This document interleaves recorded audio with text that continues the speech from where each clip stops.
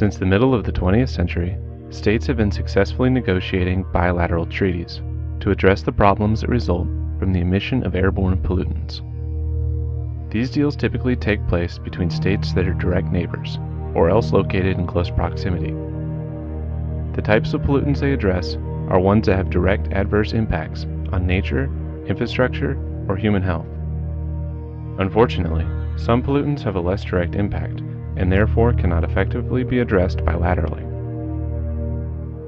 These pollutants are referred to as greenhouse gases, and scientists warn that their accumulation in the atmosphere will have long-term adverse effects on a global level. Because these gases are largely a byproduct of profitable industry, they have a clear positive function that incentivizes their emission. In addition, because the predicted consequences will be distributed globally, only a fraction of their negative function is an immediate concern to the industries that emit them. This results in a tragedy of the commons obstacle, which multilateral approaches have so far failed to overcome. However, it is not for a lack of effort. For decades, world leaders have been meeting, sharing information, and asserting their commitment to solving this problem. It might be time to recognize that this approach is not working. Precious time has already been lost, and scientists are predicting major consequences before the end of the century if drastic steps are not taken. As an alternative to the failed multilateral approach, I believe the United States should explore the possibility of a unilateral solution. The problems of transboundary air pollution boil down to a lack of accountability for polluters, the solution to which is tort justice. By leveraging its unique position as a global superpower, the United States may be in a position to do for the environment what no one else can. In the 1930s, the United States government formally complained to the government of Canada about the emissions of sulfur dioxide, which was causing destructive acid rain in Washington state. On April 15, 1935, the two governments reached an agreement at the Convention of Ottawa.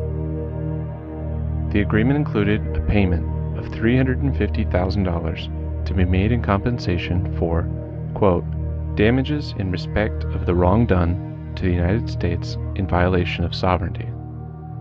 This decision is important because it reflects an understanding of cross-boundary pollution as a violation of sovereignty, and because it addresses the violation as a matter of tort. Tort being a wrongful act against some entity which leads to liability for those responsible. The incentives for polluters to continue with business as usual are clear. By buying and burning fossil fuels, they are able to reap massive profits. One example of this is the Pacific Gas and Electric Company, which is the largest electric company in the United States, and reported a $1.4 billion net profit in 2014. PG&E is actually among the industry leaders in moving towards renewable sources of energy, but even by their own estimates, they will still be 60% dependent on fossil fuels by 2021. The result is that PG&E, along with the rest of the United States energy producers, contribute over 12% of the world's annual greenhouse gas emissions. Globally, 72% of greenhouse gas emissions come from the lucrative energy industry. The consequences of accumulating carbon in the atmosphere, scientists tell us, include drought, heat waves, rising sea levels, and a rising global temperature.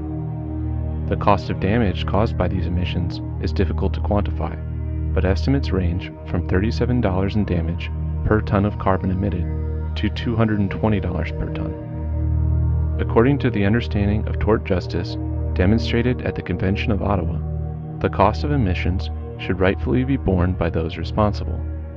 For the energy industry in the United States, this translates to somewhere between $2 and $12 trillion annually.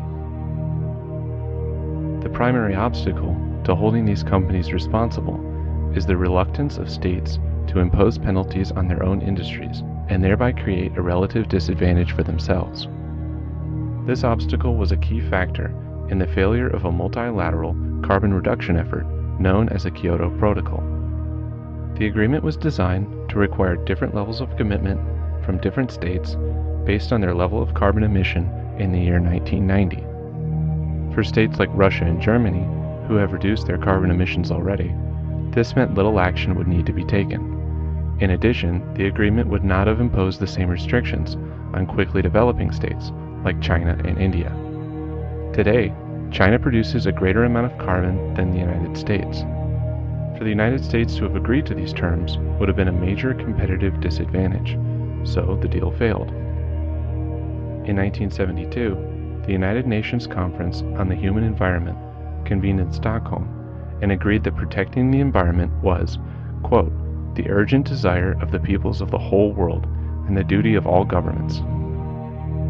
Despite this rhetorical solidarity, no solution to regulate the atmosphere could be agreed upon, much less implemented, in the subsequent 44 years. I believe that given another 4 decades, the same multilateral approach will continue to fail. It will fail because without an authority to demand compliance, each actor is compelled to pursue its own individual interests at the expense of the global community. If that happens, the consequences could be tremendous. The answer, therefore, is an authority which will hold each actor accountable for its offenses. The concept of global authority is not new. In the decades since the end of World War II, political scholars have credited the United States with providing an umbrella of security that enables the flourishing of democratic states, particularly in Europe and the Pacific. This safe environment has been referred to as Pax Americana, or the American peace. The idea is that so long as states do not have existential worries, they can focus on productivity and cooperation.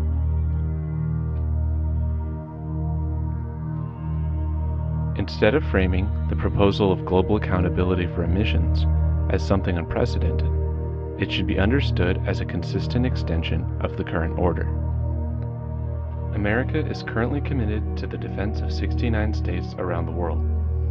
The failure to fulfill those commitments should be recognized as negligence, whether the aggression against U.S. partners be transboundary rockets, clouds of sulfur dioxide, or carbon-induced flooding of coastal cities. Just as the United States conducted Operation Desert Storm in defense of Kuwait and the principle of national sovereignty, it should be willing to resort to military intervention to prevent aggression in the form of pollutant emissions.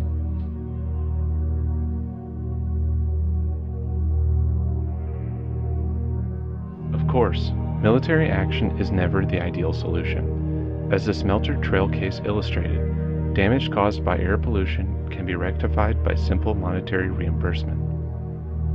In the event of sulfur dioxide pollution, the reimbursement should go towards hospital expenses, auto body repair, or forest restoration services as needed.